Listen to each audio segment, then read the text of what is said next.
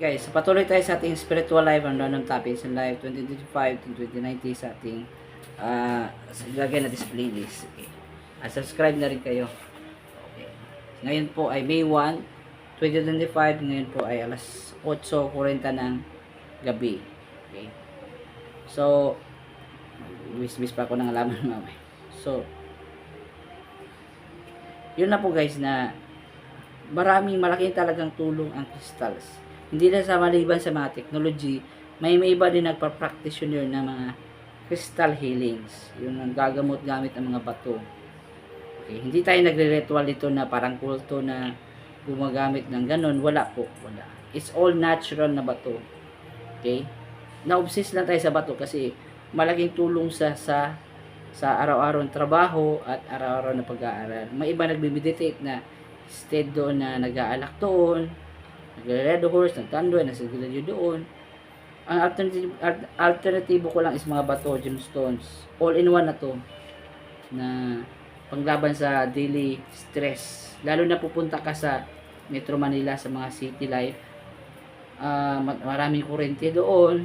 Mataas ang toxic sa hangin. Tapos, mga kinakain, mga processed food. Yan ang mga dahilan guys na pag araw-araw natin ginagawa yan, napapagod ka. Diba?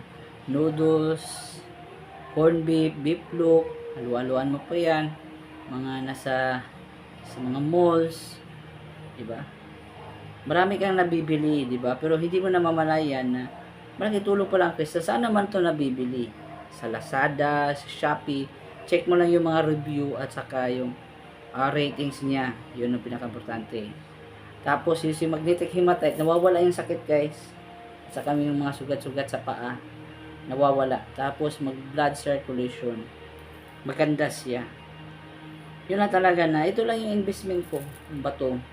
Kasi wala akong bato guys. Hindi ko naintindihan ang buhay ngayon. Talagang bigla ka lang na stress, bigla lang sumasakit ang ulo mo, pagod ka, kahit nag-healthy lifestyle ka na-shock din ako. Na-alerto din ako nung si Doc Willie Ong nagka-cancer siya, stage 4. Doktor siya, wala siyang bisyo, kumakain ng healthy foods. Bakit siya nagka-cancer? Diba sabi doon niya, stress. Yung tinitignan niya sa KMG, sa Jessica, kapuso mo, Jessica Soho, sa show sa GMA News, television or channel, yan, GMA News channel, na nasa YouTube yan, si Doc Willie Ong, nakakanser siya dahil sa stress daw.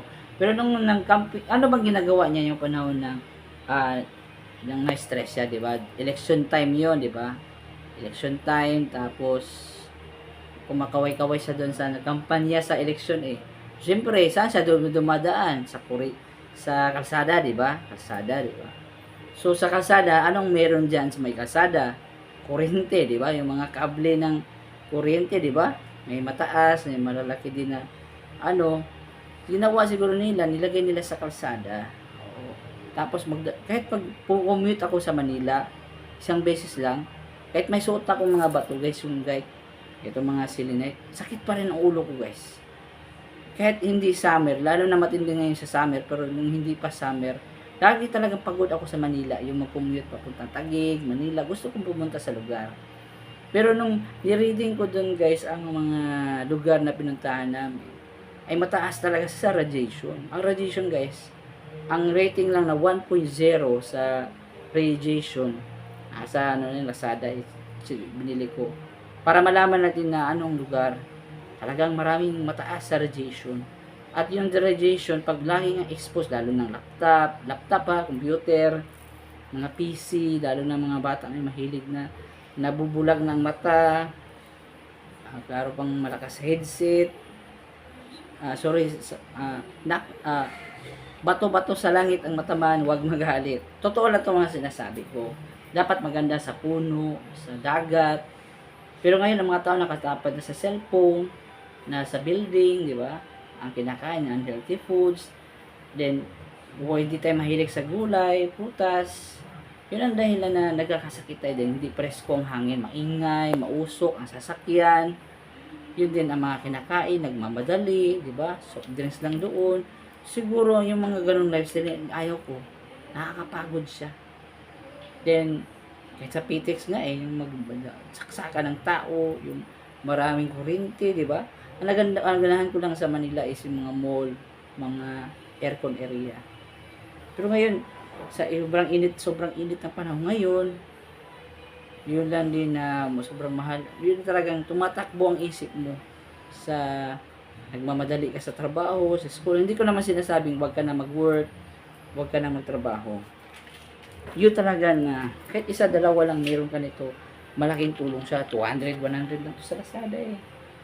Kahit dalawang selenite saka isang shungite saka magnetikimatay, okay na. Nadagdag ko lang dito is yung si Ruby Emerald sa Sapphire. Mahal siya, ano siya, low class quality pero authentic siya. At saka ang bagong bili ko ngayon is si Libyan Desert Glass. Ito, maganda to. Malakas na competition din to. At si Moldavite nandito. Maliit na ba to si Moldavite? Yan. Makurinte to eh. Malakas din si Moldavite saka si Tektite. Yan. Yan si Black Tektite. Tatlong meteorite impacts. Yun lang talaga na masasabi ko na mahilig pa sa radyo, di ba? Narinig mo radyo, music. Talagang bigla ka nalulungkot. Yan ang iba na marami na nagsisigirliyo, nag-aalak, o minsan nagsasabu kasi stress sa buhay. Then, alam mo na, ikukunik ko lang ang lahat tapos nagi-games ka pa. Sino bang hindi nasi-stress? Di ba? Mahal ang bilihin, pagod ka sa trabaho, alam ko yan, relate ko yung mga bagay na yan. Pagod ka, sa commute mo, papunta dun sa work area, pauwi mo, kasi mapapagod ka talaga sa traffic. Pangalawa, sa kalsada na may kuryente. Saan ba? Di naman tayo mayaman eh, dito naman tayo sa bahay. May mga pangailangan ka, yun na dahilan na nagtatrabaho tayo. Diba? Back to basic tayo, di ba? Yun lang din na sa katagalan mo, maaga din, nagtrabaho ka agad, din, may bata na. So, hindi mo na, pag napamili ka na, hindi mo na masasabay. Yun na talaga na, grabe kong hanap sa katotohanan, sa search, to know the truth. Kasi nagtatrabaho ka, gano'n, nagmamadali ka rin, pagkatapos, kung magkakasakit ka, yung sahod mo, inipon mo, kulang lang sa papagamot yan. Diba? Ito, ginagamit ko sa crystals, guys. Salamat ko ni God Yahweh na may ginamit siya ng bato, mga minerals, na makakatulong sa ating buhay araw-araw. Hindi mo maiwasan. Ako ngayon is may mga crystal ako sinusuot dito sa leeg, dito, at saka sa kamay dito sa gabi, sa umaga. Take off ko lang pagtatrabaho, tanggalin ko lang, itatanggal sa kamay. Tapos, susuotin na sa gabi. Tapos, ang tubig at lifestyle, vitamins, yun guys, gulay, ito, gulay crystals, at saka vitamins, at saka exercise sa trabaho din. Yun lang din ngayon na napakahirap intindihin ang buhay, guys. Hindi naman tayo sa negative, pero kailangan talagang lumaban ka ng kaalaman. Di pwede na nabubuhay ka sa mundo, wala kang kaalaman at umang gamit. Sinishare ko, guys. Hindi lang tayo nagbebenta nito kasi baka sabihin nila walang epekto, or kayo na lang mag-search sa sarili nyo. Pero kung gusto nyo ng crystals na epektibo talaga, na may nararamdaman kayo, Libyan Desert Glass at saka si Moldavite, ito. Yan, maliit na bato yan. Si Moldavite, matinding bato to, guys. Yan. Isang hawak mo lang, meron ka ng kurinti, nanginginit yung kamay. Yan, talagang si Moldavite, mas matindi yan kasi siya po. Si Moldavite, totoo. Yun talaga na kung ako sa inyo, may bato talaga, guys, selenite, guys. Dinamihan ko lang to para mabilis ang epekto. Para siyang nangungurinti, para kang kinikiliti. Oo. Yun lang talaga ngayon na may armoranas din ako nakaraan. Hindi na ako masyadong nag-spray kasi parang relax na ako. Hindi na ako masyadong naglalakad sa labas. Pahinga muna sa loto. Busy muna sa bahay dito. Nag-construct. Renovate. Sa kusina din. Dami natin ginagawa. Yun lang din na makalat pa rin yung kwarto bago lang natin na-arrange. So, medyo talagang buhay talaga. Nakakatawa, no? Pero, kailangan talaga ng kaalaman, guys. Hindi pwede na tapil din tayo kung nagsasabon, safeguard, di ba? Yun talaga na marami tayong pangangailangan bakit tayo nagtatrabaho. Pero, dapat siguraduhin natin na yung mga choices natin, mga ginagawa araw-araw ay tama. Yun. Importante talaga na ako na bago ko bumili nito, mahal-mahal din to. 200 kada isang piraso. Elite Noble Shungite. Ano lang, yun talaga na madali na siyang masira, malambot. Carbon to eh. Yun lang talaga na luwan ko lang guys. Talagang kung wala kang kaalaman ito, hindi, kung magluluto ka, magsiswertres. Malaki itong selenite sa Shungite. Pero wala namang taong walang trabaho ngayon. Eh, posible naman yan. Ganito siya karami, pero hindi ko naladagdagan. Tama na to. Yan. May mga meteorites na tayo. So, ang dahilan dito, makagamit to sa luto. Makagamit mo sa meditation, pagdarasal mo. Hindi mo to dadarasalan ha. Magagamit to sa pagdasal ni God Yahweh. Tapos, magagamit mo sa trabaho. Lalo na, exposed tayo sa kalsada. Lahat dumadaan sa kalsada, may kurente. Kung may kurente, may radiation. May radiation, may epekto yan. Mapapagod ka araw-araw.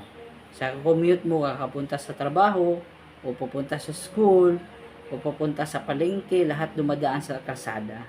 Ang problema lang, mahilig pa tayo sa cellphone, di ba?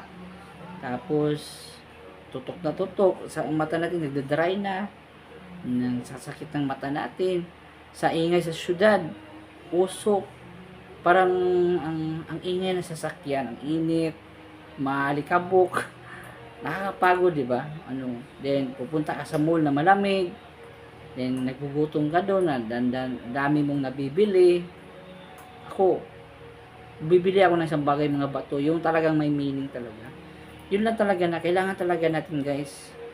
Hindi siya yung kulto ang crystals, meron talaga siyang purpose na ginawa to ni God Yahweh para sa ating improvement. Kasi alam mo, sa sobra nating talino, sobra na nating advanced technology, meron talaga siyang side effect. Ito yung talagang the knowledge of good and evil. Meron kang knowledge, pero meron yung kasabay na evil. Yun lang talaga na bawat action or invention ng tao, may side effect talaga siya.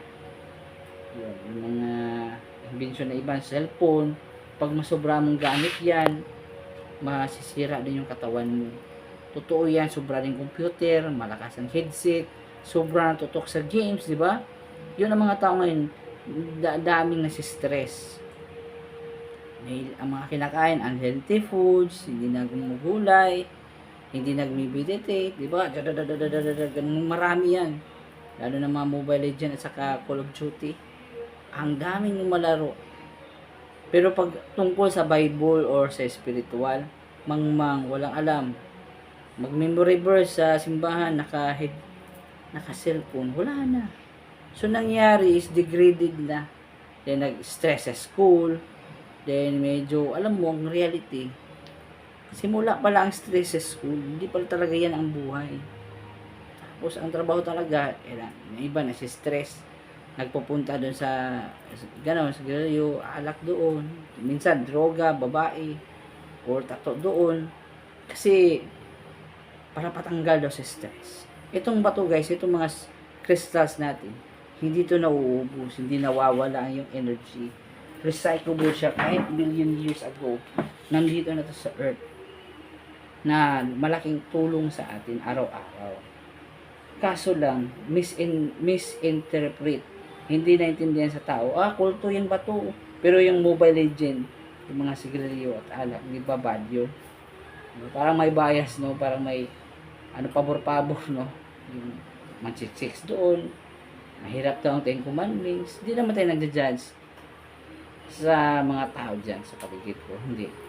Ano lang, yun talagang common ba? Yung karamihan sa tao. Alas, sigarilyo, droga, babae doon, chicks, di ba, tattoo. Yun ang mga sikat, most common. Pero itong mga crystals, bihira lang. Parang sabihin nilang kulto, minsan abnormal. Parang judgmental sila eh. I love my own lang sila. Pero hindi nila alam na yun palang dahilan na nagkakasakit sila. Ako, yun talaga na knowledge save us. Ang kalaman magliligtas sa atin. Huwag tayong hindi tayo nagpo-promote nito o nagbebenta. I-explain ko lang pero kailangan talaga siya guys. Hindi talaga siya mababayaran sa pera. Yung magandang mood mo, hindi ka masyadong pagod or stress, kung masakit ang ulo mo, hindi. Ang nakakapagod lang talaga Manila guys, magbiyahe talaga. Manila to Cavite yung kukommute mo sa kasada na may bus. Nakaka-stress talaga siya guys. Nakakapagod kahit kaupo ka lang. Naglalakad ka lang. Sa kalsada talaga is nakaka-stress talaga. Something may difference ang epekto sa katawan mo. May epekto talaga siya guys. Lalo na sa busy life. Kasi naghahabol ka sa malaking pera, di ba? Ganun. Salary, sahod, di ba? Pero problema doon. Ang nabibili mo rin, wrong choice mo. Hindi mo makaya yung spiritual mo. Kasi pera-pera ang hinahanap natin eh, galing tayo sa probinsya eh. Pero ang totoo dyan, yung pera mo, pag nagasakit ka, kukulangin lang yan sa gamutan sa hospital. Hindi ko naman sinasabing masama ang doktor. Okay, ang masama dito, tayo. Wala tayong kaalaman eh. Wala tayong wisdom or understanding. Okay, so like, subscribe, comment, share, love you, peace, love you all. Maraming salamat po sa pagpanood. Thank you po. Gone. Yan, Paul Eddie. Thank you po.